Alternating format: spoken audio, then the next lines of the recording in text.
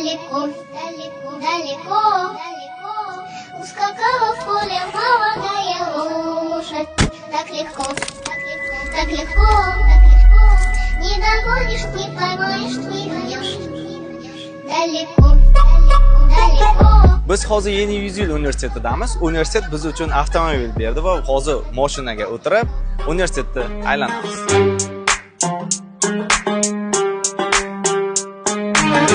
Bu universitetda siz kamdan kam uchraydigan yo'nalishlar, ya'ni jurnalistika, televideniya va media sohasining har xil yo'nalishlarini o'qishingiz mumkin. Universitetda har bitta fakultetga alohida e'tibor berilgan. Hozir biz yuridik sohada o'qimoqchi bo'lganlar uchun yuridik fakultetda turibmiz. Bu yoqda aynan xuddi sud zaliga o'xshab joy qilingan. Bu yoqda o'quvchilar o'tirib haqiqiy sud jarayonlarini amalga oshirishlari mumkin.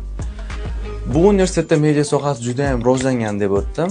Bu xonada radio, har xil podkastlar jonli tarzda olib boriladi.